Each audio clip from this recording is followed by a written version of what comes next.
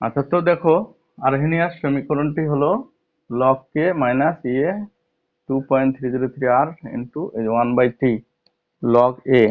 এখানে যে লগ এটা দেয়া আছে, সেই লগ এটাতে তোমরা একটু লক্ষ্য করো যে এই জিনিসটা কিন্তু আমরা আপাতত ধরে নিলাম যে এটা একটা অংশ, টি একটা কিন্তু ফ্যাক্টর। তাহলে টি এর সাথে আমরা সম্পর্ক কার দেখাবো? কে এর। যদি টি এর সাথে কে এর সম্পর্ক দেখাই, তাহলে দেখো তো এটা সমানুপাত না ব্যস্তানুপাত অবস্থায় আছে? ব্যস্তানুপাত। এখন যদি তোমরা চিন্তা করো যে তাপমাত্রার সাথে সম্পর্কটা, তাপমাত্রা বাড়ালে কে মানে কিন্তু বেগ ধ্রুবক হিসেবে আমরা ধরতেছি, অর্থাৎ বিক্রিয়ার বেগ, এই বেগটা আমরা কার সমানুপাতিক ধরবো? প্রায় কে এর সমানুপাতিক ধরবো।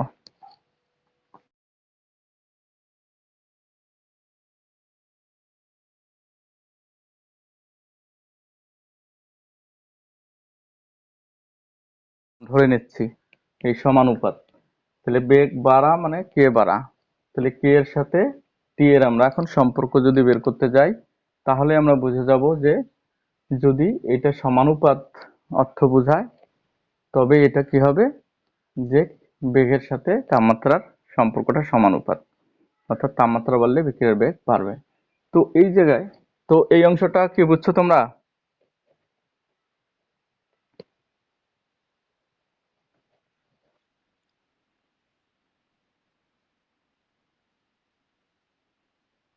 হুম। হ্যাঁ, ধ্রুবক। এইটাকে বলা হচ্ছে বেগ ধ্রুবক। হ্যাঁ, বেগ ধ্রুবকটা আমরা এইভাবে লিখি। তোমাদের কি বেগ ধ্রুবকের সংজ্ঞা বলছিলাম? হুম। তাহলে বেগ ধ্রুবক মানে হচ্ছে এইভাবে বের করা হয় কিনা। তাহলে দেখো তো এই দুইটা পথ সমানুপাতে আছে কিনা, এই যে কে আর ডিএক্স বাই ডিটি উপরে আছে কিনা। হুম। তো এইটা মনে করতে হবে বেগ বাড়া, কে বাড়া মানে বেগ বাড়া, উপরেরটা বাড়ছে। ঠিক আছে? হ্যাঁ, এইভাবে চিন্তাটা করতে হবে। এভাবে সরাসরি আমরা এই জিনিসটাকে এইভাবেই চিন্তা করব। তো এখন তোমরা একটু আরেকটু লক্ষ্য করো যে আমরা যদি এইটা থেকে একটু ভেঙে ভেঙে আসি, তাহলে দেখো তো এই লগটাকে আমরা মনে করলাম যে নাই। তাহলে কে এর সাথে সম্পর্ক 1/t হচ্ছে কিনা। তাহলে এখন তোমরা বলো তাপমাত্রা বাড়লে বিক্রিয়ার বেগ বাড়বে না কমবে? বিক্রিয়ার বেগ কমবে।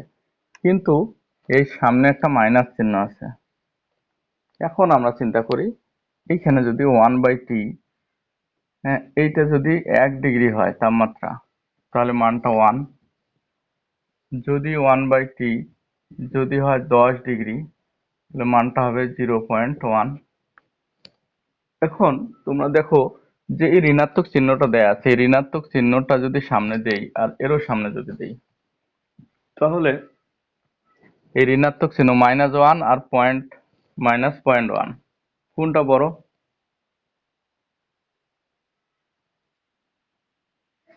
এইটা ছোট। হ্যাঁ, দেখো এটা ছোট আর এটা হলো বড়। দেখো তো বড় যেটা, সেটাতে তাপমাত্রাটা বেশি ছিল না কম ছিল?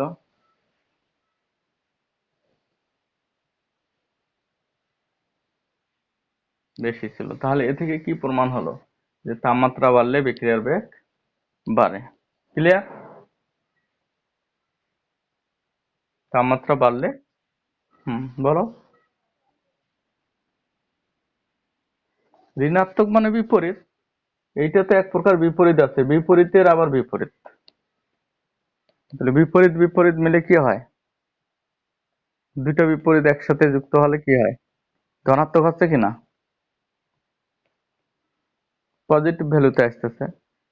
ঋণাত্মকটা হচ্ছে সূত্র থেকে আসছে, কিন্তু ঋণাত্মকটা তো হচ্ছে বিপরীত চিহ্ন, আর এইটাও আবার বিপরীতে এক ধরনের। তাহলে এইটার বিপরীতকে আবার বিপরীত করে দিচ্ছি, তাহলে কি হচ্ছে? সপরীত হচ্ছে, মানে পজিটিভ হয়ে যাচ্ছে। বুঝছো এবার? তাহলে এ থেকে আমাদের প্রমাণ হলো যে আর্হেনিয়ার সমীকরণ থেকে আমরা এটা বলতে পারি তাপমাত্রা বাড়লে বিক্রিয়ার বেগ বাড়ে। তাহলে তাপমাত্রা বাড়লে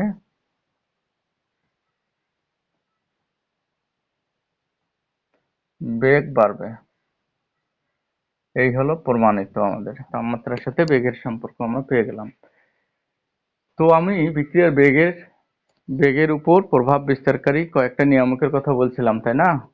তো নিয়ামকগুলোর মধ্যে আমরা একটা পেলাম, তাপমাত্রার প্রভাব। 2 নম্বর যে নিয়ামকটা ছিল সেই নিয়ামকটা হচ্ছে চাপ। তো এখন আমরা আসি, এই আরহেনিয়াস সমীকরণে কিন্তু কোনো চাপ নাই। চাপ বাড়লে বিক্রিয়ার বেগ বাড়বে না কমবে?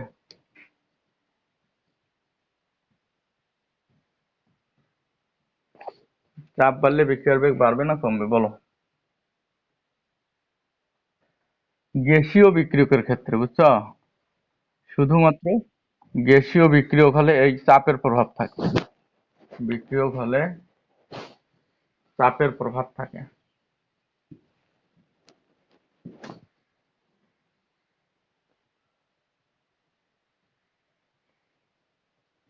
তাহলে শুধুমাত্র গ্যাসীয় বিক্রিয়কের ক্ষেত্রে চাপের প্রভাবটি থাকবে।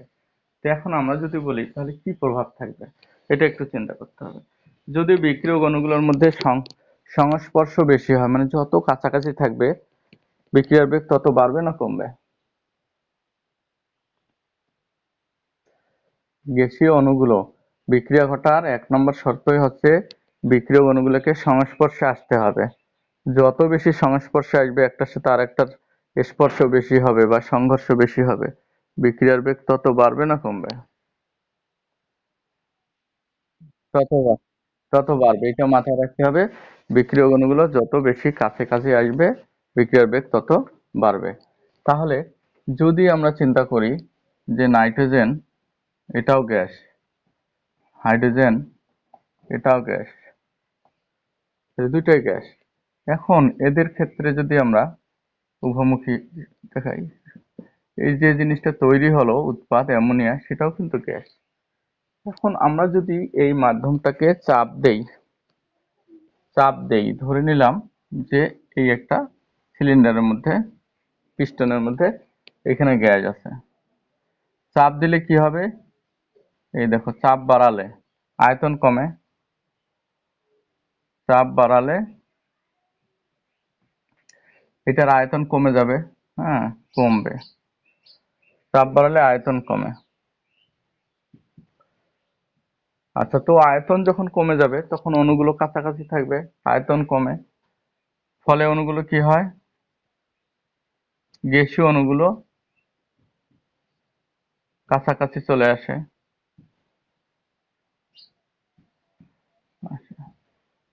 তো কাছাকাছি যখন আসে তখন কি হয়? সংঘর্ষ বাড়ে। সংঘর্ষ বাড়লে কি হবে? এজন্য বেগ বাড়ে। তাহলে আমরা পাচ্ছি যে চাপ বাড়ালে আয়তন কমে। দেখো শর্তগুলো, গ্যাসীয় বিক্রিয়ক অণুগুলো এটার মধ্যে আছে, উপর থেকে চাপ বাড়িয়ে দিলাম, আয়তন কমে গেল। আয়তন কমে যাওয়া মানে ওরা আরো ঘন হয়ে গেল, অর্থাৎ এরা অণুগুলো কাছাকাছি চলে আসলো। কাছাকাছি আসা মানে কি?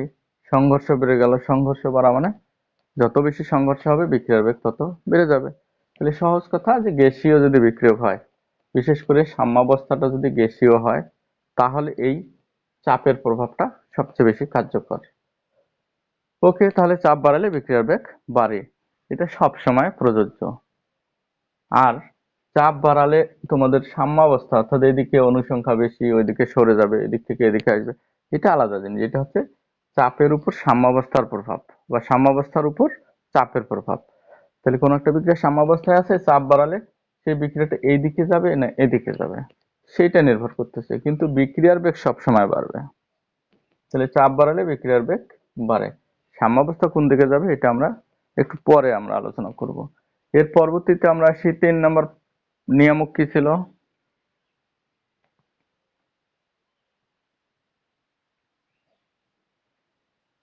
3 নম্বর নিয়ামক বলো। আচ্ছা, তো 3 নম্বরটা ছিল ঘনমাত্রা। এটাতে কোনো সমস্যা নাই, ঘনমাত্রা বাড়লে বিক্রিয়ার বেগ বাড়বে, বিক্রিয়কের ঘনমাত্রা বাড়লে বিক্রিয়ার বেগ বাড়বে। 3 নম্বরটা ছিল ঘনমাত্রা। বিক্রিয়ক যত বেশি আমরা সাপ্লাই দিতে পারবো বিক্রিয়ার বেগ তত বাড়বে, অর্থাৎ ঘনমাত্রা বাড়লে বিক্রিয়ার বেগ বাড়বে। এটা নিয়ে কোনো সন্দেহ নেই, এটাতে ব্যাখ্যারও কোনো প্রয়োজন নেই। ঘনমাত্রা বাড়লে বেগ বাড়ে। তো এটার জন্য প্রথম দিনে একটা তোমাদের সমীকরণ দেখাইছিলাম, সোডিয়াম, গত দিন আর কি। থায়োসালফেটের মধ্যে যদি আমরা HCl দিই, সোডিয়াম থায়োসালফেট HCl দিলে সালফার তৈরি হয়। সালফার কিন্তু অধঃক্ষিপ্ত হয়। সালফারের সাথে সালফার ডাই অক্সাইড হয়েছিল, সোডিয়াম ক্লোরাইড হয়েছিল ইত্যাদি। তো এই বিক্রিয়াটাতে পানি হয়েছিল। তো এই বিক্রিয়াটাতে তোমরা একটু লক্ষ্য করো যে এই বিক্রিয়াটা ঘটার সময় সালফারের যে ঘনমাত্রা, এরকম দুইটা এর মধ্যে নেওয়া হয়েছিল, সোডিয়াম H2O3 প্লাস HCl। একই পরিমাণ সোডিয়াম থায়োসালফেট আর HCl নেওয়া হয়েছিল, দুইটা আলাদা আলাদা জায়গায় নিয়ে ওর মধ্যে দেখা গেছে যে একটাতে যে কোনো একটা বিক্রিয়ক থায়োসালফেট অথবা HCl এর ঘন বেশি ঘনমাত্রায় নেওয়া হয়েছিল। ধরে নিলাম এখানে HCl টা নেওয়া হয়েছিল 0.1 m, আর এখানে HCl টা নেওয়া হয়েছিল 0.2 m। নিয়ে দেখা গেছে এই সালফার যেটা, সেটা কিন্তু অধঃক্ষেপগুলো উপরে জমা হয়, এরকম ফেনার মতো ভাসতে থাকে। তো দেখা গেছে টেম্পারেচার একই ছিল, এখানে চাপের কোনো প্রভাব নেই। তাহলে তাপমাত্রা একই ছিল, পরিমাণও একই ছিল, কিন্তু একটার ঘনমাত্রা বেশি নেওয়া হয়েছিল, অথবা থায়োসালফেট অথবা HCl এর ঘনমাত্রা বেশি নেওয়াতে দেখা গেল যে উপরে অধঃক্ষেপ যেটাতে ঘনমাত্রা বেশি নেওয়া হয়েছিল, এটাতে অধঃক্ষেপ বেশি, সালফার বেশি। তো আমরা তাহলে কি পেলাম, যে সালফার বেশি হওয়ার অর্থ হচ্ছে যে এটা একটাই প্রভাব কাজ করছে, যে ঘনমাত্রা বিক্রিয়কের যে কোনো একটা বিক্রিয়কের ঘনমাত্রা বাড়ালে বিক্রিয়ার বেগ বাড়বে। দুইটারে যদি ঘনমাত্রা বাড়াই তাহলে বিক্রিয়ার বেগ বাড়বে না কমবে?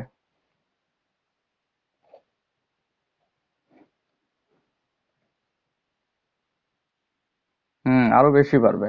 তাহলে এটা থেকে প্রমাণ হচ্ছে যে ঘনমাত্রা বাড়ালে যে কোনো বিক্রিয়ার ক্ষেত্রে বিক্রিয়ার বেগ বাড়বে। এখন তোমাদের প্রশ্ন হলো যে নিয়মগুলো সব বাড়ালেই তো বাড়ে, এটা পড়ার কি দরকার আছে? কমে না তো। তো এটা যে বাড়ে সেটাই আমরা জানি, কিভাবে বাড়তেছে সেটা আমরা আলোচনা করতেছি। 4 নাম্বারটা কি বলছিলাম?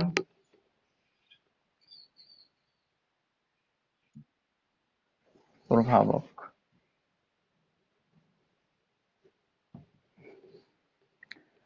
প্রভাবক বিক্রিয়ার বেগকে বৃদ্ধি করে, তো কোনো কোনো প্রভাবক বিক্রিয়ার বেগকে কমিয়ে দেয়। তো এটার আমরা আলোচনা আমরা করব কখন? আমরা একটু পরে, মানে আরেকটা টপিকস পড়ার পর পড়বো, বিক্রিয়া সংগঠনের উপায় সমূহ।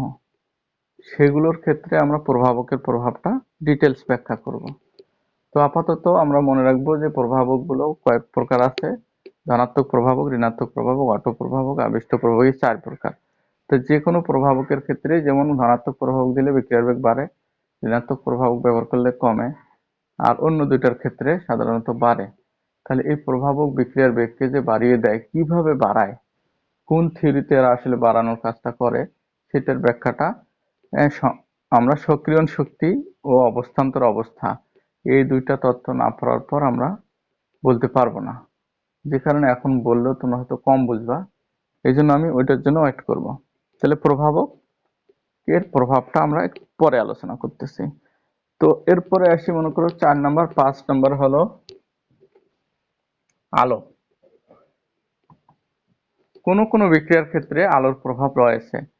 যে বিক্রিয়াগুলো আলোর উপস্থিতিতে সংঘটিত হয় সেই বিক্রিয়াগুলোই এর আওতাভুক্ত, অন্যান্য বিক্রিয়াগুলোর ক্ষেত্রে এটা প্রযোজ্য নয়। তো যেমন আমরা যদি আসি হাইড্রোজেন আর ক্লোরিন, এই দুইটা গ্যাসকে একটা পাত্রের মধ্যে নিয়ে যদি আজীবন চেষ্টা করি অন্ধকারের মধ্যে যে এই বিক্রিয়াটা ঘটবে ঘটবে, তাহলে দেখবা যে কিছুই হয়নি। যখনই এই বিক্রিয়াটাকে আলোর উপস্থিতিতে নিয়ে আসবো, তখন এই বিক্রিয়াটা কি হবে, সংঘটিত হবে। তাহলে আলোর তীব্রতা যত বাড়বে বিক্রিয়ার ঘটার সম্ভাবনা তত তীব্র হবে। এটাকে সাধারণত মৃদু আলোতে, অর্থাৎ গাছের ছায়া নিয়ে গেছি, গাছের পাতার ফাঁক দিয়ে কিছু আলো আসতেছে, এরকম জায়গায় যদি নিয়ে যাওয়া হয় তাহলে বিক্রিয়াটা একটা নর্মাল গতিতে ঘটবে। কিন্তু তীব্র আলোতে, সরাসরি সূর্যের আলোতে যদি নিয়ে যাই তাহলে বিস্ফোরণ সহ ঘটবে, অর্থাৎ এত দ্রুত ঘটবে যে এটা বিস্ফোরিত হবে। তাই বলে বোমা ফুটা, পারমাণবিক বোমার মতো বিস্ফোরণ হবে না, একটু শব্দ হবে আর কি। তো তো এই বিস্ফোরণ সহ ঘটবে, অর্থাৎ বিক্রিয়াটা এত তীব্রভাবে ঘটবে। তাহলে এর থেকে প্রমাণ হচ্ছে যে বিক্রিয়ার বেগ, কিছু কিছু বিক্রিয়ার বেগ আলোর উপর নির্ভর করে। যেমনটা হচ্ছে এই একটা বিক্রিয়া, এটা আলোর উপর নির্ভর করে। আচ্ছা, আলোর উপর যে বিক্রিয়াগুলো নির্ভর করে সেগুলো ফ্রি রেডিকেল তৈরির মাধ্যমে ঘটে থাকে, এটাও তোমরা মনে রাখো। 6 নম্বর হচ্ছে পৃষ্ঠের ক্ষেত্রফল। এটা কার পৃষ্ঠ? বিক্রিয়কের পৃষ্ঠের ক্ষেত্রফল।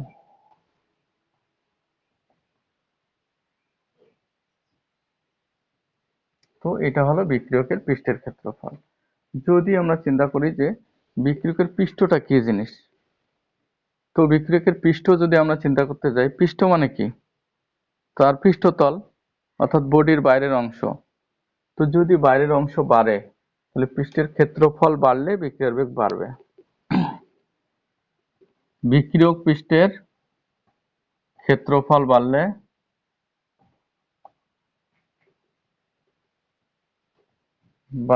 বিক্রিয়ার হার বাড়ে বা বিক্রিয়ার বেগ বাড়ে।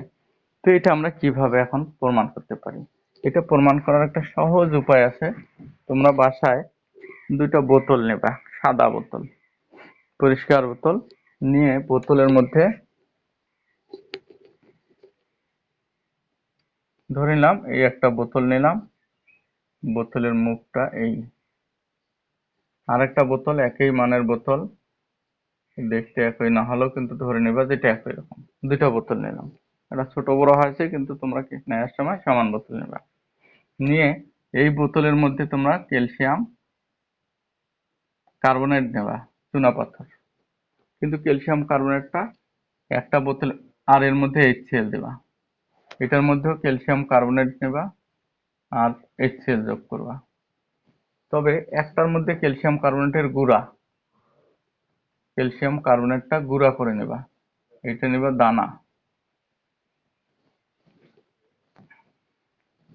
তাহলে একটার মধ্যে ক্যালসিয়াম কার্বনেট গুঁড়া করে নেবা আর এটার মধ্যে বড় বড় দানার আকারে নেবা, পাউডারের মতো ক্যালসিয়াম কার্বনেট নিয়ে একই পরিমাণ, ধরো এখানে 50 গ্রাম, এখানেও 50 গ্রাম, HCl এখানেও 100 মিলি, এখানেও 100 মিলি দিলাম।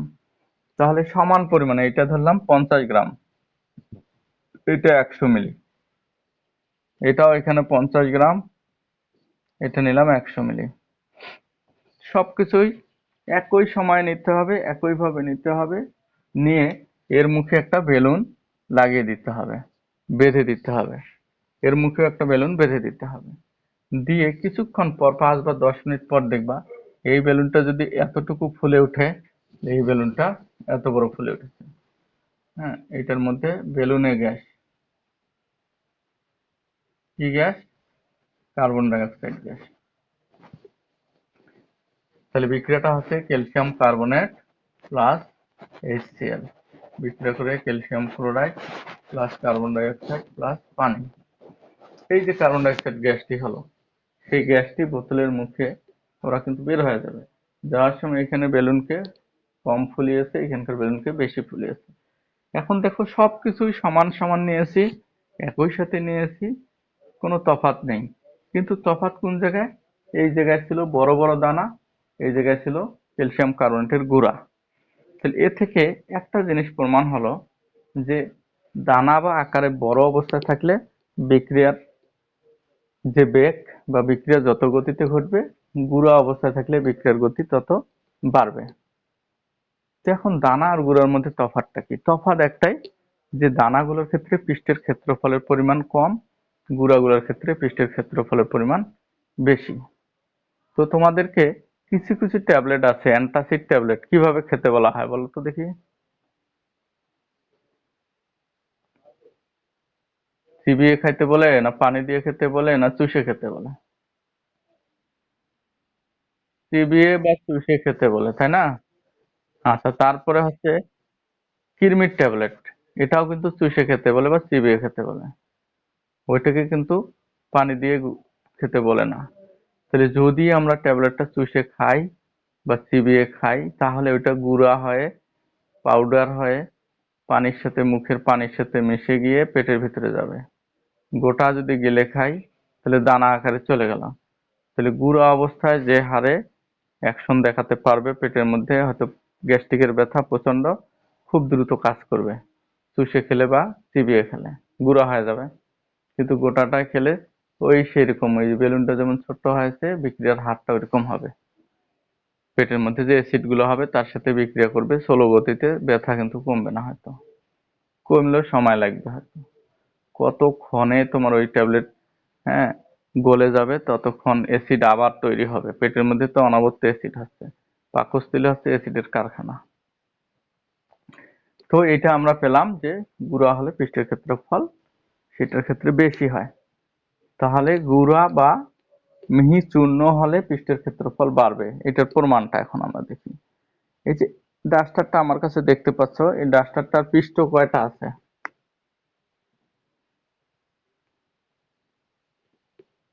বলো, এটার পৃষ্ঠ কয়টা আছে?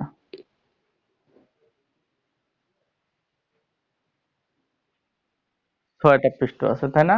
এই যে 6টা পৃষ্ঠ তোমরা যে দেখতে পাচ্ছ, 1 2 3 4 5 6, এইটাও ধরে নিলাম একটা পৃষ্ঠ। এই 6টা পৃষ্ঠের মধ্যে 6টা পৃষ্ঠ যদি দৈর্ঘ্য প্রস্থ উচ্চতা মিলিয়ে আমরা যোগ করি, তাহলে এটা কি হবে? একটা ক্ষেত্রফল পাবো। মাঝখান দিয়ে যদি আমি কেটে ফেলি করাত দিয়ে বা কোনো কিছুতে কেটে ফেলি, তাহলে এবার পৃষ্ঠ বাড়লো না কমলো? কমলো। আচ্ছা দেখো তো, এই জিনিসগুলো কেটে ফেললে দুই টুকরার মধ্যে একই মান আছে কিনা সবগুলোই?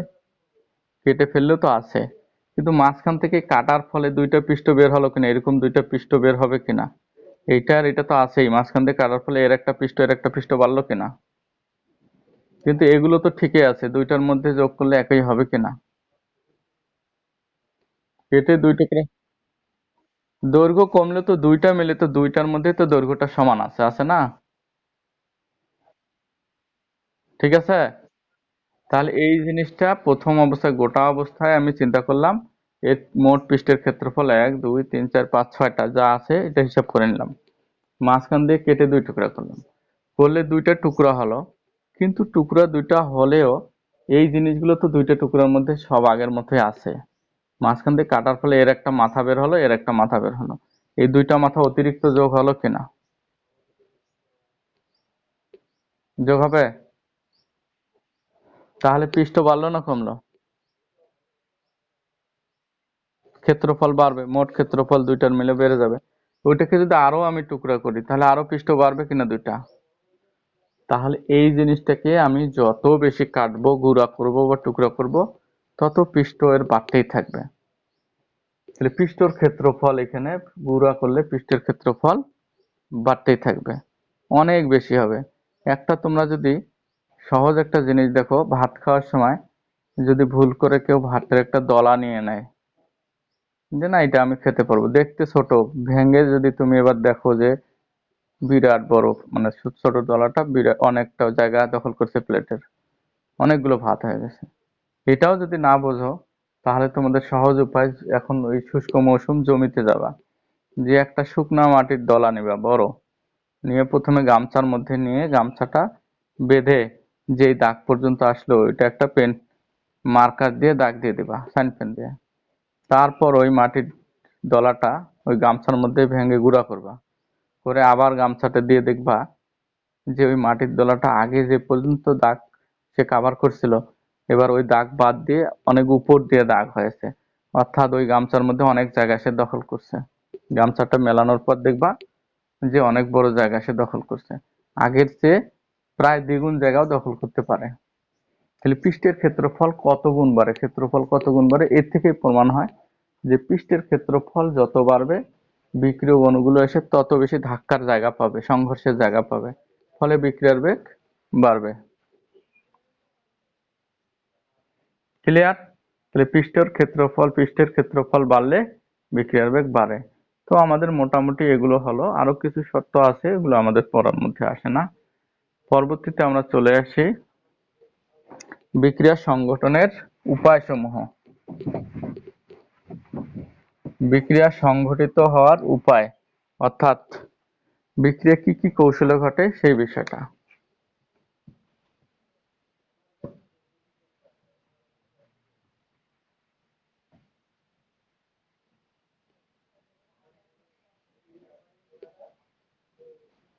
বিক্রিয়া সংগঠনের জন্য এ পর্যন্ত আমরা নর্মালি ফিজিক্যাল কেমিস্ট্রিতে দুইটা উপায়ের কথা শিখেছি।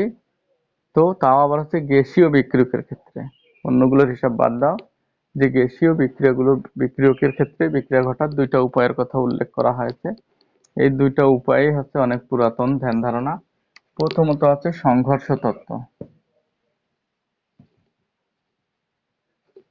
আর 2 নম্বরটা হচ্ছে অবস্থান্তর অবস্থা তত্ত্ব।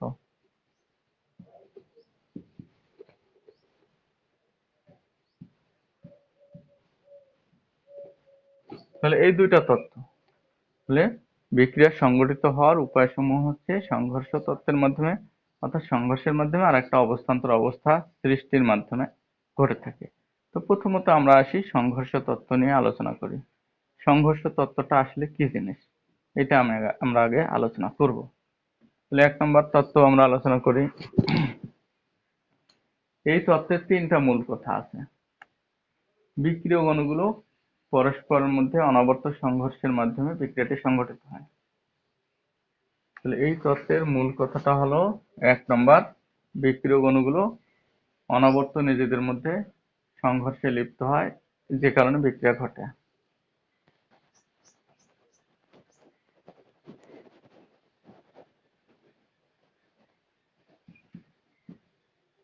বিক্রিয়ক অণুগুলোকে সংঘর্ষে লিপ্ত হতে হয়।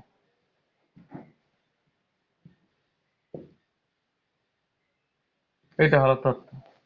এটা হয় না দিয়ে হবে, হবে।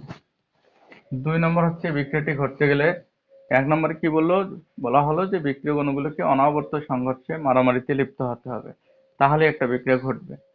2 নম্বরে আমাদের হতে হবে যে বিক্রিয়ক অণুগুলো যে সংঘর্ষে লিপ্ত হলো, তোমরা একটু চিন্তা করো যে একটা লোক আর একটা লোকের সাথে মারামারি করতেছে। তো মারামারি করতে গেলে মারামারিটা যদি সাকসেসফুল হতে হয়, মানে একেবারে একটা সাকসেসফুল অ্যাকশন যদি আমরা চিন্তা করি, তাহলে দুইজনকে অবশ্যই কাছাকাছি আসতে হবে, লাঠি নিয়ে থাকতে হবে, যথাযথ অস্ত্র থাকতে হবে দুজনের হাতে। তাহলে এরা আসলো কাছাকাছি, দুজন কাছাকাছি আসলো, মারামারি করলো। কিন্তু সাকসেসফুল হতে গেলে মনে করো একজন চিন্তা করতেছে আমি আরেকজনের নাক ফাটিয়ে দেবো, তাহলে সে এই সংঘর্ষটা, লাঠিটা বা হাতটা ঘুষিটা যে দেবে সেটা কি কানের পাশ দিয়ে ওপাশ দিয়ে সারাদিন ধরে ঘুষাঘুষি করলো, তাহলে কি সংঘর্ষটা সাকসেসফুল হলো? কানের এপাশে ওপাশ দিয়ে মারটা গেল, একটা মাইরও তার নাক বরাবর লাগলো না, তাহলে ওই সংঘর্ষটা কি বলা যাবে যে এটা সফল হয়েছে?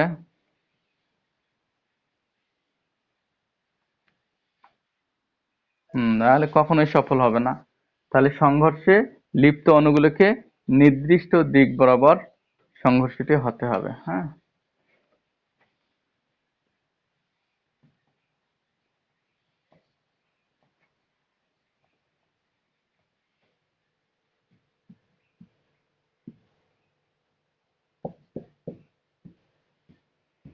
নির্দিষ্ট দিক বরাবর হতে হবে। এপাশে ওপাশে কানের পাশ দিয়ে মারলো, বাতাসে মার দিল, এটা কখনোই নাক ফাটবে না, অর্থাৎ বিক্রিয়া হবে না। তাহলে সংঘর্ষটি হতে হবে নির্দিষ্ট দিক বরাবর, ঠিক নাক বরাবরের যেন মারটা পড়ে। তো যত বেশি সংঘর্ষে লিপ্ত হবে, ঘুষাঘুষি করতেই থাকবে, কোনো না কোনো একটা ঘুষি নাকে কিন্তু পড়বেই। এই জন্য বলা হচ্ছে সংঘর্ষ যত বেশি হবে বিক্রিয়ার বেগ তত বাড়বে, একটা না একটা ঘুষি নাকের কাছে যাবেই। আবার তাপমাত্রা বাড়ালে সংঘর্ষের ছুটাছুটি বাড়ে, সংঘর্ষ বেশি হয়, এই জন্য তাপমাত্রার সাথে এটা সম্পর্ক আছে। আয়তন কমালে ওদের কাছাকাছি আসার সুযোগ থাকে, সংঘর্ষ তখন বাড়ে, এই জন্য কোনো না কোনো ঘুষি নাক বরাবর যাবে, তখন বিক্রিয়ার বেগ বেড়ে যাবে। এগুলো শর্ত আর কি। 3 নম্বরটা হলো যে যে বিক্রিয়ক অণুগুলো, অর্থাৎ দুইটা ছেলের মধ্যে মারামারি লাগছে, দুইটা ছেলে কিন্তু একজন আরেকজনের নাক ফাটানোর জন্য ব্যস্ত, মারতেছে ঠিকই কিন্তু নাক বরাবর ঘুষিটাও পড়তেছে, কিন্তু ঘুষিটার এত পাওয়ার কম যে ওর নাকের কাছে যে ও মনে করতেছে কিছুই হলো না, তাহলে কি এটা সাকসেসফুল মারামারি হলো? সংঘর্ষটি কি সাকসেসফুল হবে বলো? না, বরঞ্চ একজন হাসবে, তখন আর একজন ইনসাল্ট ফিল করবে। তাহলে এই সংঘর্ষে যারা লিপ্ত হবে তাদেরকে যথেষ্ট শক্তি সম্পন্ন হতে হবে, যে সংঘর্ষে লিপ্ত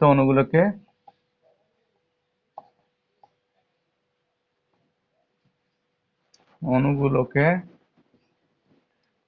যথেষ্ট শক্তি সম্পন্ন হতে হবে, মারামারি করার উপযুক্ত থাকতে হবে।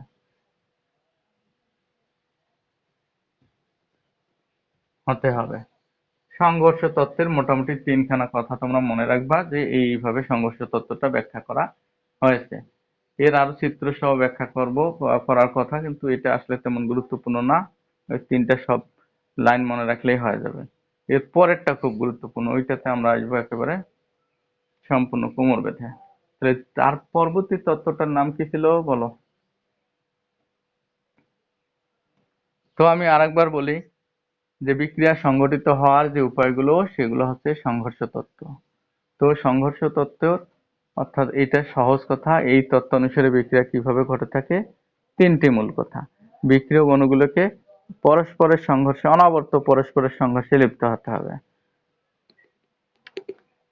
এইখানে আরো ভালোভাবে এটাকে, হ্যাঁ, অনবরত অনবরত পরস্পরের পরস্পরের সংঘর্ষে লিপ্ত হতে হবে।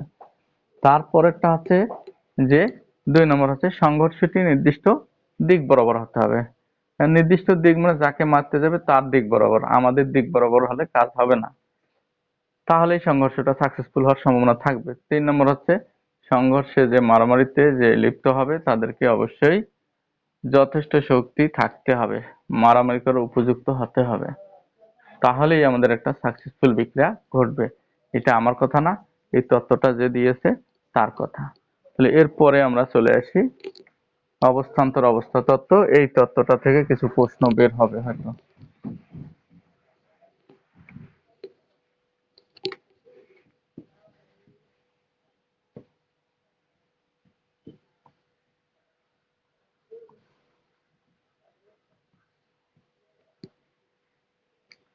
অবস্থান্তর অবস্থা তত্ত্ব, এই তত্ত্বের মূল কথাটা হচ্ছে এই ধরনের যে 1 নম্বর, এরও কিন্তু 3টা মূল কথা। 1 নম্বর হচ্ছে বিক্রিয়ক অণুগুলো নিজেদের মধ্যে সংঘর্ষের মাধ্যমে অথবা অন্য কোনো উপায়ে বিক্রিয়ায় অংশগ্রহণ করার জন্য যথেষ্ট শক্তি সম্পন্ন হতে হয়। বিক্রিয়ক অণুগুলো নিজেদের মধ্যে সংঘর্ষের মাধ্যমে অথবা অন্য কোনো উপায়ে বিক্রিয়ায় অংশগ্রহণের জন্য যথেষ্ট শক্তি লাভ করে। যার শক্তি আছে তার এরকম দরকার নেই, যার শক্তি নাই তারা নিজের মধ্যেই ধাক্কাধাক্কির মাধ্যমে অথবা অন্য কোনো উপায়, যে এটা একটা ইম্পর্টেন্ট অংশ বিক্রিয়া সংগঠনের উপায়, অবস্থান্তর অবস্থা তত্ত্ব। তো অবস্থান্তর অবস্থা একটু চিন্তা করো। অন্তর মানে কি? বিয়োগফল বা পার্থক্য বা পরিবর্তন। অবস্থা, অন্তর মানে একটা অবস্থা থেকে আরেক অবস্থায় পরিবর্তিত হলো। তারপরে অবস্থা, অবস্থা চেঞ্জ হওয়ার পরের অবস্থা কি হয়, এইভাবে এই তত্ত্বটাকে ব্যাখ্যা করছে। বিক্রিয়ক অণুগুলো এক অবস্থায় প্রথমে থাকে, তাদের অবস্থাটা একটু পরিবর্তন করে নেয়, নেয়ার পর আরেক অবস্থায় রূপান্তরিত হয়, এইভাবে বিক্রিয়াটি ঘটে। কথাটার মধ্যে একটু তত্ত্ব লুকায়িত আছে। অবস্থান্তর অবস্থা তত্ত্বের 3টা মূল কথা, তার মধ্যে 1 নম্বরটা বোধহয় একটু বললাম, সেটা হলো বিক্রিয়ক অণুগুলো নিজেদের মধ্যে সংঘর্ষের মাধ্যমে বা অন্য কোনো উপায়ে, এটাই হলো মূল কথা। বিক্রিয়ক অণুগুলো অণুগুলো নিজেদের মধ্যে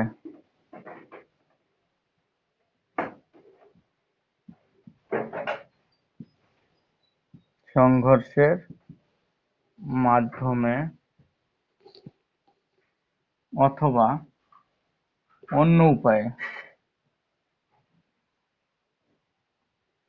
বিক্রিয়ায় অংশগ্রহণের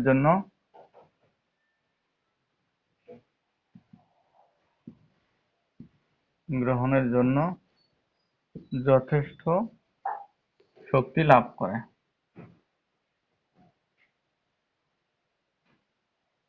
লাভ করে।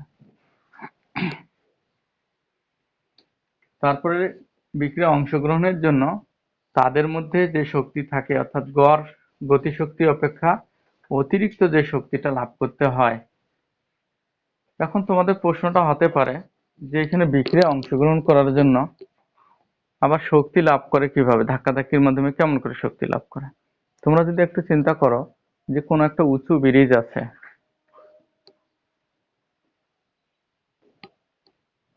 কোনো একটা উঁচু ব্রিজ আছে, এই উঁচু ব্রিজটা ধরো একটা রিক্সা যাচ্ছে না, তুলতে পারছে না, যদি তার পিছনে সে আর একটা ছোট গাড়ি বা রিক্সা বা দুইটা লোক দৌড়ে এসে ধাক্কা দেয়, তাহলে ধাক্কাটাই তো সংঘর্ষ। তাহলে যদি ধাক্কা দেয় তাহলে ধাক্কার ফলে কি হবে, যে লোকগুলো এসে ধাক্কা দিল বা যে গাড়িটা এসে ধাক্কা দিল, এই ধাক্কাটা মানে সংঘর্ষ হলো। ফলে কি হচ্ছে, ওই গাড়িটার গতিশক্তিটা, তার ভর আর বেগ গিয়ে ওই রিক্সাটার উপর ক্রিয়াশীল হলো, ফলে রিক্সাটা উপরে উঠবে। তাহলে তার আগে ব্রিজের উপরে উঠার, উঁচু ব্রিজের উঠার শক্তি ছিল না, কিন্তু একজন ধাক্কা দেওয়ার ফলে তার ভর বেগটা গিয়ে ওর উপর ক্রিয়াশীল হলো, হয়ে সে কিন্তু ব্রিজে উঠলো। তাহলে যে কাজটা যে পারে না তাকে ধাক্কা দিলে সেই কাজটা পারবে। কোনো জায়গায় কাউকে তোমাদের পাঠিয়ে দেওয়া হয়, যাও প্রিন্সিপাল স্যারের কাছে যাও তো, এটা আমাদের আপত্তি, আমরা ফুটবল খেলবো, মেয়েরা হয়তো বলতেছে আমরা ফুটবল খেলবো, স্যার ঝাড়ান দিতে পারে, রাগারাগি করতে পারে, এই ভয়ে কেউ যাচ্ছে না, 5-6 জন গেছে, কেউ যাচ্ছে না স্যারের কাছে। একজন যদি আর একজনকে ধাক্কা মারে, এই যা তো, কি হবে হবে, এই ধর, তাহলে যদি সে ওখানে তাকে ধাক্কা দেয়, "এই যা তো, কি হবে", তাহলে ধাক্কার ফলে সে কিন্তু সাহস পাবে। তো ওইটা সাহসের ক্ষেত্রেও কিন্তু এই ধাক্কাটা কার্যকর হচ্ছে। অপরদিকে রিক্সার কথাটা তো বললাম, এই রিক্সায় ধাক্কা দিলে কিন্তু সে ওই শক্তিটা লাভ করে। তাহলে সংঘর্ষের মাধ্যমে কিন্তু একজনের শক্তি আরেকজনের গায়ে ভর করতে পারে, জিন পরি ভর করার মতো সে শক্তি লাভ করতে পারে। তাহলে এইভাবে কিন্তু একটা বিক্রিয়ক অণু শক্তি অর্জন করে। তাহলে বিক্রিয়ক অণুগুলো বিক্রিয়ক অণুগুলো বিক্রিয়ায় অংশগ্রহণের জন্য নিজস্ব গড় গতিশক্তি অপেক্ষা যে অতিরিক্ত শক্তি লাভ করে সেটাকে বলা হচ্ছে সক্রিয়ণ শক্তি। তাহলে বিক্রিয়ক অণুগুলো অণুগুলো গড় গতিশক্তি অপেক্ষা বিক্রিয়ায় অংশগ্রহণের জন্য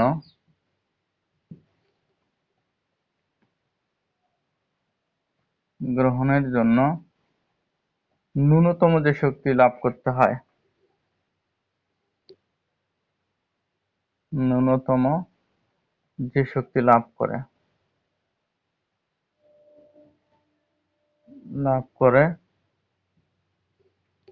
তাকেই সক্রিয়ণ শক্তি বলে। এটা কিন্তু তোমাদের পরীক্ষায় আসে, সক্রিয়ণ শক্তি বলে। তাহলে সক্রিয়ণ শক্তিটা কি জিনিস? হ্যাঁ, বিক্রিয়ক অণুগুলোর গায়ে যে শক্তিটা আছে সেটাকে আমরা ধরে নিলাম যে সবার শক্তিগুলো মিলে একটা গড় শক্তি আছে, কিন্তু বিক্রিয়ায় অংশগ্রহণের জন্য তাদের আরো বেশি শক্তি দরকার। তাহলে যেটা আছে তা বাদে অতিরিক্ত যে শক্তিটা, কমপক্ষে যে শক্তিটা লাভ করতে হয়, সেই শক্তিটাকে বলা হচ্ছে সক্রিয়ণ শক্তি। ধরে নিলাম সবগুলো অণুর গড় গতিশক্তির মান হলো 500 কিলোজুল, কিন্তু কোনো একটা বিক্রিয়া ঘটাতে গেলে 700 কিলোজুল শক্তির প্রয়োজন। তাহলে তাদেরকে কত শক্তি অর্জন করতে হবে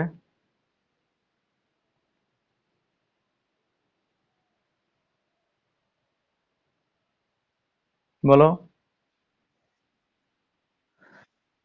কোনো একটা বিক্রিয়ার ক্ষেত্রে বিক্রিয়ক অণুগুলোর গড় গতিশক্তি, অর্থাৎ সবার মিলে যে শক্তি আছে সেগুলো গড় করলে পাওয়া গেল যে 500 কিলোজুল শক্তি ওদের আছে, কিন্তু 500তে তাদের কি হবে না, বিক্রিয়ায় অংশগ্রহণ করার শক্তি হবে না, তাদের দরকার 700 কিলোজুল শক্তি।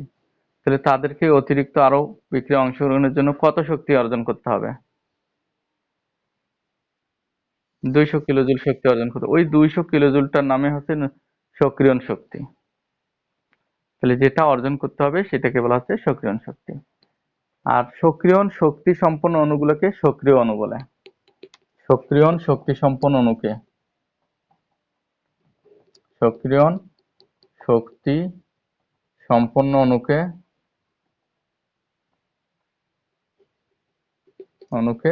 সক্রিয় অণু বলে।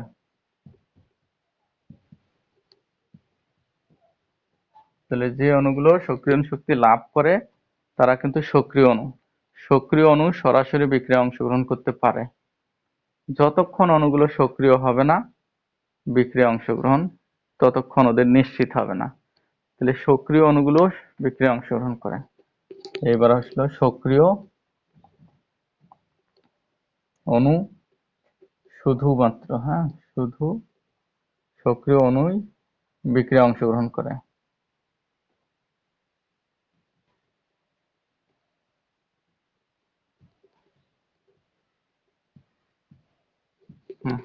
তো আমাদের 1 নম্বর পয়েন্টের ব্যাখ্যা চলে আসলো। বিক্রিয়ক অণুগুলো ধাক্কাধাক্কি বা অন্য কোনো উপায়, এই অন্য উপায়টা কি এটা চিন্তা করো। বিক্রিয়ক অণুগুলো নিজেদের মধ্যে ধাক্কাধাক্কির মাধ্যমে বা অন্য উপায়ে যে শক্তি অর্জন করতে পারে, এই অন্য উপায়টা কি? অন্য উপায় হচ্ছে বিদ্যুৎ চালনা করলাম, অথবা সরাসরি হিট দিলাম, তাপ শক্তি দেয়া হলো। তাপ শক্তিও কিন্তু এক প্রকার শক্তি। এই তাপ শক্তিটা ডাইরেক্ট দেয়া, ট্যাবলেট খাওয়ানোর মতো। ভিটামিনের অভাব, শাকসবজি খেলেও ভিটামিন পেতে পারে, শুধু আমরা শাকসবজি খেলাম না, না খেয়ে ডাইরেক্ট ভিটামিন ট্যাবলেট খেলাম। এইটাই হলো ডাইরেক্ট তাপ শক্তি দেয়া, মানে ভিটামিন ট্যাবলেট দিয়ে দেওয়া হলো। তাহলে বিক্রিয়ার সংঘটিত হলে এখানে কিন্তু প্রশ্ন হতে পারে সক্রিয় অণু কি, সক্রিয়ণ শক্তি কি, এগুলো 1 মার্কসের জন্য আসে সাধারণত। এই অংশটা কি ক্লিয়ার তোমাদের?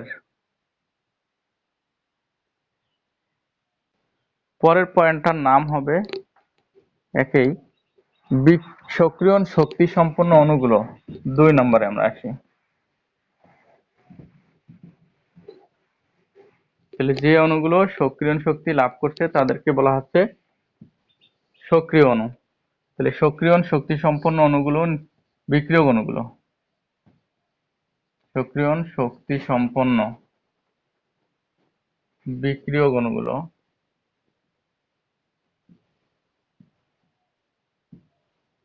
নিজেদের মধ্যে এমন একটি অবস্থার সৃষ্টি করে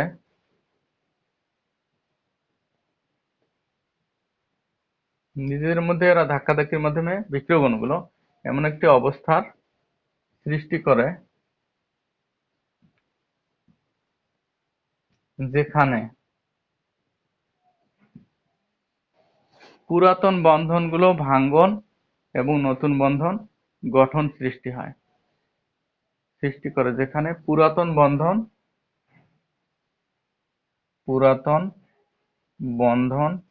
ভাঙ্গন এবং নতুন বন্ধন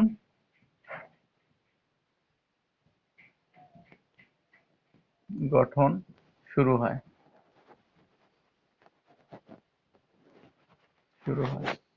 এইরূপ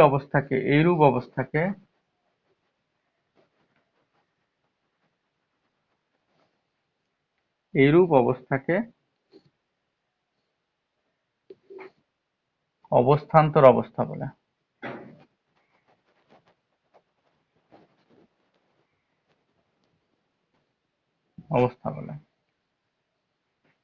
আর উৎপন্ন যৌগটাকে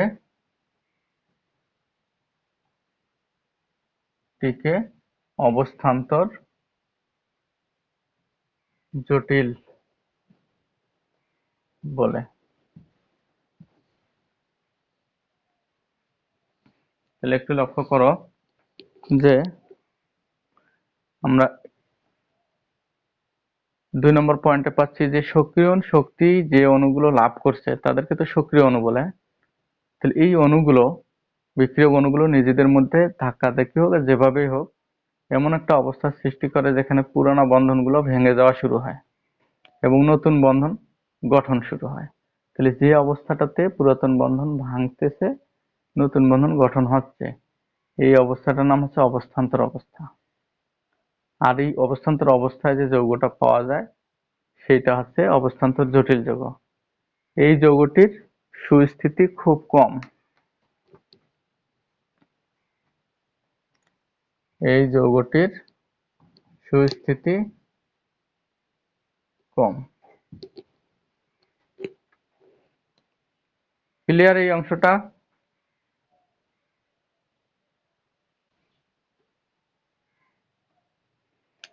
তো 3 নম্বর পয়েন্টে আমরা যেটা পাবো সেটা হচ্ছে যে যেই যৌগটা অবস্থান্তর অবস্থা সৃষ্টি করলো বা অবস্থান্তর জটিলটা তৈরি হলো, এটা তো সুস্থিতি খুব কম।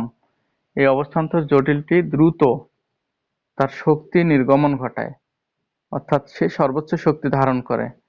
এই অবস্থায় তার শক্তিগুলো কিছু বের করে দেয়, দিয়ে উৎপাদে পরিণত হয়। তাহলে আমরা এখানে লিখবো অবস্থান্তর জটিলটি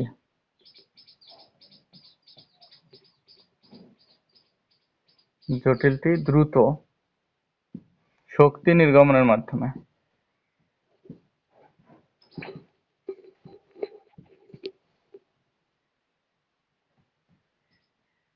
তাহলে অবস্থান্তর জটিলটি দ্রুত শক্তি নির্গমনের মাধ্যমে উৎপাদে পরিণত হয়।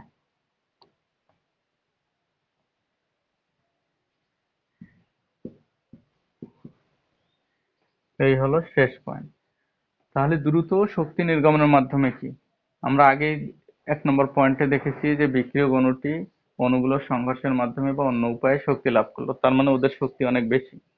এই অতিরিক্ত শক্তি লাভ করার পর ওরা কি করে, ওরা নিজেদের মধ্যে সংঘর্ষটাকে আরেক ধাপে উন্নীত করে, অর্থাৎ মারামারির মাধ্যমে তাদের পুরোনো বন্ধনগুলো ভাঙে, নতুন বন্ধন গঠন করে, যেটাকে বলতেছি অবস্থান্তর অবস্থা।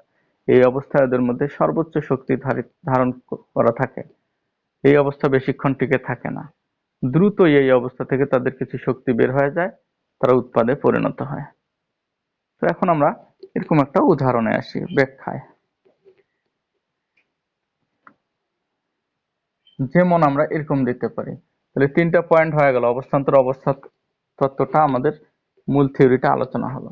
এবার আমরা যেমন যদি এই ধরনের একটা বিক্রিয়া হয়, এ আর জেড, এটা একটা বিক্রিয়ক, বি আর একটা বিক্রিয়ক।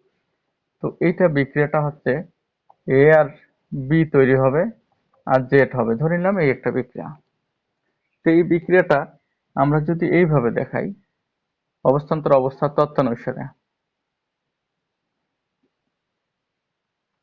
তত্ত্বানুসারে যদি আমরা দেখাই, তাহলে প্রথমে হবে এ আর জেড, আর এখানে হলো বি। এরা কি করবে, দেখো প্রথম পয়েন্টটাতে ছিল বিক্রিয়ক অণুগুলো কি লাভ করছিল বলো তো দেখি, সক্রিয়ণ শক্তি লাভ। তাহলে এইখানে লিখে দেবো সক্রিয়ণ শক্তি লাভ, সক্রিয়ণ শক্তি লাভ। এখন এইটা লাভ করছে কিভাবে, ধাক্কাধাক্কি মানে সংঘর্ষের মাধ্যমে, অথবা অন্য উপায় মানে তাপ অথবা বিদ্যুৎ শক্তি বা বিভিন্ন উপায়ে লাভ করছে, রেডিয়েশনের মাধ্যমে লাভ করতে পারে। যখন এটা লাভ করলো তখন এদের মধ্যে কিন্তু ভাঙাভাঙিটা শুরু হলো। তো আমরা যদি দেখি এইভাবে দিচ্ছি আমি ডট ডট ডট, এটা হচ্ছে নতুন একটা বন্ধন গঠন। তাহলে জেড, এই দেখো এ এ কিন্তু কোনো বন্ধনে আবদ্ধ ছিল না, তাহলে এ এসে এর সাথে যুক্ত হচ্ছে, এই নতুন বন্ধন গঠন করতেছে। আর আগের এটা কিন্তু বন্ধন ছিল, এই বন্ধন, সেই বন্ধনটা ভেঙে যাচ্ছে। তাহলে এই অবস্থাটাকে বলা হচ্ছে অবস্থান্তর অবস্থা। এটাই হলো অবস্থান্তর অবস্থা। এটা দ্রুত শক্তি কি হবে, শক্তি নির্গত হওয়ার ফলে উৎপাদে পরিণত হলো। উৎপাদটা আমরা পেলাম এ বি প্লাস জেড, এটা হলো উৎপাদ, এটা ছিল বিক্রিয়ক। তাহলে আমরা কি পেলাম, যে বিক্রিয়ক অণুগুলো ওই যে তত্ত্বানুসারে সক্রিয়ণ শক্তি লাভ করলো, তারপর অবস্থান্তর অবস্থায় পরিণত হলো, শক্তি নির্গত হলো, উৎপাদে পরিণত হলো। তাহলে এই অবস্থান্তর অবস্থা তত্ত্বের একটা সাধারণ আমরা ব্যাখ্যা তুলে ধরলাম। এই ব্যাখ্যাটাই আমরা এনার্জি ডায়াগ্রামের মাধ্যমে এখন দেব। এনার্জি ডায়াগ্রাম, এগুলো মেশাবো।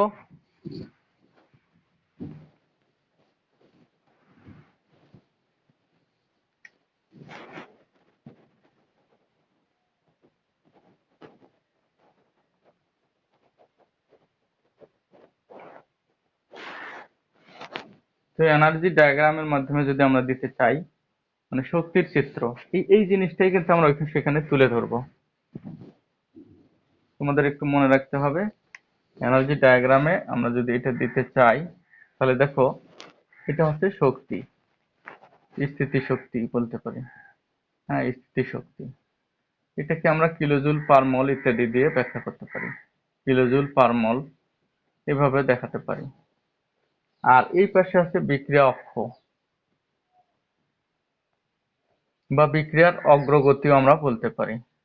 তাহলে এই অক্ষটার নাম হচ্ছে বিক্রিয়া অক্ষ বা বিক্রিয়ার অগ্রগতি। তো ধরে নিলাম যে এই জায়গায় এগুলো যদি আমরা এইভাবে চিহ্নিত করি, প্রতিটায় আমরা 100 করে ধরলাম।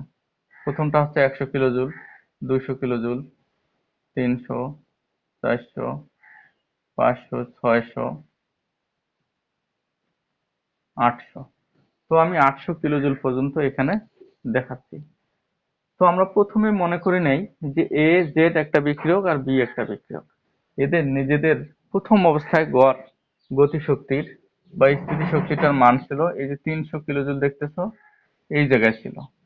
তাহলে এই জায়গায় এরা ছিল এ আর জেড প্লাস বি, দুইটা বিক্রিয়ক। এদের শক্তি ছিল এই। তো এদের শক্তিটা যেহেতু ছিল এটা, তো যে বিক্রিয়াটা আছে ধরে নিলাম এই বিক্রিয়াটার, বড় লিখলে তো আমার ফের আবার যন্ত্রণা। তাহলে নিচের লাইনটা মিশিয়ে দিচ্ছি তোমাদের, এটা বুঝতে পারবা তো?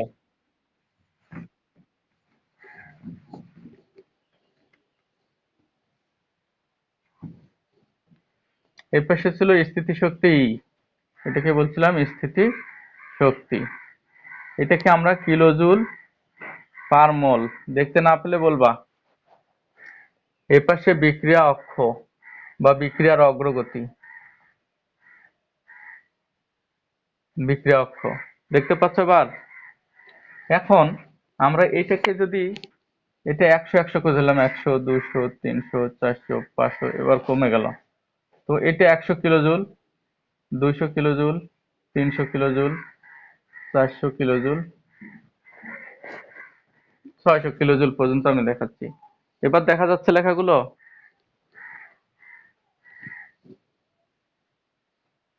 তোমরা হা না বলবা, না হলে তো আমি বুঝবো না। তাহলে এটা, তো প্রথমত আমি মনে করছিলাম যে যে বিক্রিয়াটি আমি দেখাইছিলাম সেই বিক্রিয়াটা ছিল এরকম। হ্যাঁ, এ আর জেড, আর এপাশে ছিল বি, বি এর সাথে এ জেড, আর এখানে ছিল এ বি প্লাস জেড। এটা, তো দেখো এটা আর এটা একটা বিক্রিয়ক। এই বিক্রিয়কটা প্রথমত মনে করে নিলাম যে 300 কিলোজুল শক্তি ছিল এই বিক্রিয়ক গুলো।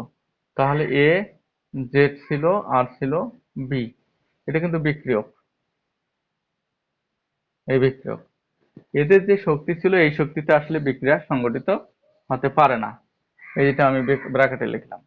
তাহলে এরা নিজেদের মধ্যে সংঘর্ষের মাধ্যমে অথবা বাইরের থেকে তাপ শক্তি সরবরাহ বা অন্য কোনো উপায়ে তারা শক্তি লাভ করতেছে।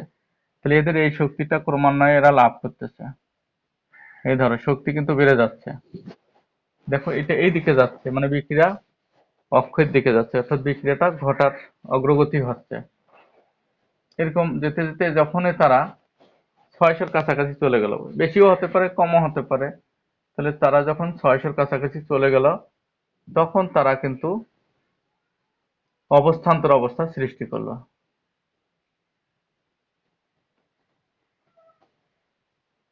দেখো এরা কিন্তু যখন 600-র কাছাকাছি চলে গেল, এই অবস্থাটাই হচ্ছে অবস্থান্তর অবস্থা।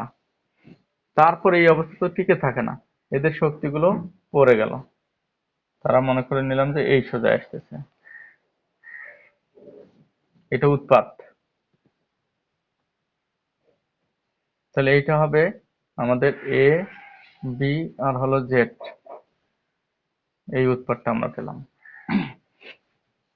তাহলে বিক্রিয়ক অণুগুলো দেখো নিজেদের মধ্যে সংঘর্ষ বা অন্য কোনো উপায়ে এদের শক্তি কিন্তু অর্জন করতেছে। তো যে বিক্রিয়াটা আছে ধরে নিলাম এই বিক্রিয়াটার সংগঠিত হতে গেলে 600 কিলোজুল শক্তি সম্পন্ন হতে হয় বিক্রিয়ক অণুগুলোকে। তো তাদের তো 300 আছে, তাদেরকে 600 অর্জন করতে গেলে কত শক্তি লাগতেছে? 400, 300। তাহলে এই যে যে অতিরিক্ত শক্তিটা অর্জন করতে হলো এদেরকে এইখান থেকে এইটুকু জায়গা, এইটাকে বলা হচ্ছে ইএ, মানে অ্যাক্টিভেটেড এনার্জি। বা সক্রিয়ণ শক্তি। সক্রিয়ণ শক্তি। আর এই যে বিক্রিয়কের শক্তি আর এই যে উৎপাদের শক্তির পার্থক্য, এটাকে কি বলে বলো তো?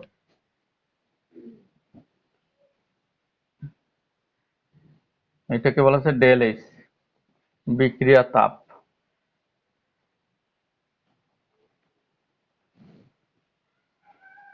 দেখো, তাহলে বিক্রিয়ক থেকে অবস্থান্তর অবস্থা পর্যন্ত যে পার্থক্যটা, এটাকে বলা হচ্ছে সক্রিয়ণ শক্তি। আর বিক্রিয়ক আর উৎপাদের মধ্যে যে পার্থক্য, সেটাকে বলা হচ্ছে ডেল এইচ, মানে বিক্রিয়া তাপ। এইটার শক্তিটাকে যদি H1 ধরি, এটাকে ধরলাম H1, আর এটাকে যদি H2 ধরি, তাহলে বিক্রিয়া তাপ ডেল এইচ সমান H2 মাইনাস H1। আচ্ছা বলো তো, ডেল এইচ এর মান আমরা এখানে বের করতে পারবো কিনা?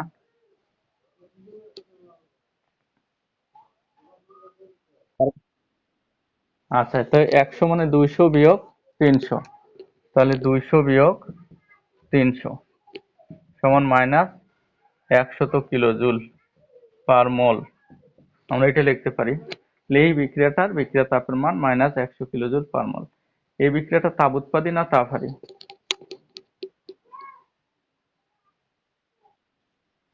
তাপ উৎপাদী না তাপ হারি? ভালো করে চিন্তা করো। এক- একটু চিন্তা করো যে এরা কিন্তু 300 টাকা নিয়ে বিক্রিয়ায় নামছে, মাঝখানে অনেক চড়াই উতরাই পেরিয়ে তারা যেটা তৈরি করলো, এখন ওদের পকেটে কত আছে? 200 না? 300 নিয়ে গেছে, বিক্রিয়া শেষে তাদের পকেটে 200 টাকা আছে। তাহলে বাকি 100 টাকা পরিবেশে চলে গেছে, পরিবেশ উত্তপ্ত হয়ে গেছে, তার মানে তাপ উৎপাদী। ঠিক আছে? যদি এই ছবিটা এরকম হতো, এরকম না হয়ে যদি এরকম হতো, এরকম হতো, এখানে ছিল 300 আর এই সোজা মনে করো 400, তাহলে এটা তাপ উৎপাদী হতো না তাপ হারি হতো? তখন তাপ হারি। তারা 300 টাকা নিয়ে গেছে পকেটে, এখন মারামারির পর 400 টাকা, 100 টাকা পরিবেশ থেকে চুরি করছে, তার মানে এরা তাপ শোষণ করছে, তাহলে ওইটা তাপ হারি। তাহলে এই জিনিসটাই উপরেও থাকতে পারতো, নিচেও থাকতে পারে। এটা তাপ উৎপাদী বিক্রিয়ার জন্য দেখাইছি, তাপ হারি তোমরা এখানে দেখালে, তখন এটা তাপ হারি বিক্রিয়ার জন্য হতো। কিন্তু সক্রিয়ণ শক্তির মানটা সবসময় এইখান থেকে এটা হিসাব, উৎপাদ কোন দিকে যায় যাক, বিক্রিয়ক থেকে সবসময় তোমাদের মাথায় রাখতে হবে সক্রিয়ণ শক্তিটা হিসাব করতে হবে। কি বুঝছো এবার? তাহলে কোন একটা বিক্রিয়ার আমরা এইখান থেকে, এখন আমরা যদি বলি যে সক্রিয়ণ শক্তির মান কত, দিনাজপুর বোর্ডে বোধহয় 15 বা 16 সালে একটা প্রশ্ন আসলে, এরকম একটা ছবি দেওয়া আছে, দিয়ে বলছে এর বিক্রিয়া তাপের মান, সক্রিয়ণ শক্তির মান হিসাব করো, সবই দেয়া আছে কিন্তু। তো তারপরে ওইটা তো এক নিঃশ্বাসে দেখে দেখে বলা যায়। তো এটা তোমাদের বলতে হবে যে বিক্রিয়কের শক্তি এত, অবস্থান্তর অবস্থার শক্তি এত, অতএব সক্রিয়ণ শক্তি হচ্ছে বিক্রিয়কের গড় শক্তি বিয়োগ অবস্থান্তর অবস্থার শক্তি, বিয়োগ করে দিবা। তাহলে সক্রিয়ণ শক্তি আমরা এখানে লিখতে পারি ইএ সমান এই যে বিক্রিয়কের শক্তি আর এই যে এটার শক্তি, এই দুইটার বিয়োগফল, তাহলে 600 কিলো জুল, এগুলো ভাষা দিয়ে একটু লিখতে হবে, বিয়োগ 300 কিলো জুল সমান 300 কিলো জুল পার মোল।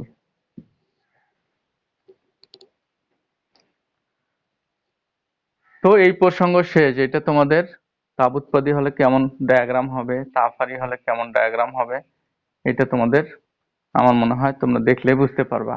এখন আমরা যে প্রসঙ্গটিতে আসবো, সেই প্রসঙ্গটা হলো এই ধরনের যে প্রতিটা বিক্রিয়ার জন্য কিন্তু সক্রিয়ণ শক্তির মান নির্দিষ্ট। ধরো এই বিক্রিয়াটা ঘটতে গেলে বিক্রিয়াটার বিক্রিয়ক অণুগুলোকে 600 কিলোজুল শক্তি অর্জন করতে হবে। দেখো ওই চূড়ার মাথায় যেটা আছে, ওই মাথাটা অতিক্রম করে যেতে হবে 600 কিলোজুল।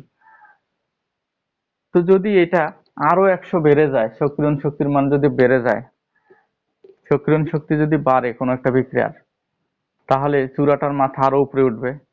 তখন এই চূড়ার মাথা পর্যন্ত যেতে বেশি অণু অংশগ্রহণ করতে পারবে না কম সংখ্যক অণু অংশগ্রহণ করতে পারবে?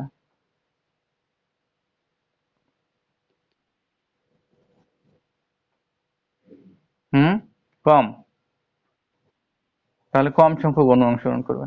সক্রিয়ণ শক্তি বাড়লে বিক্রিয়ায় কম সংখ্যক অণু ওই শক্তি অর্জন করতে পারে, তাই বিক্রিয়ার হার কমে যাবে।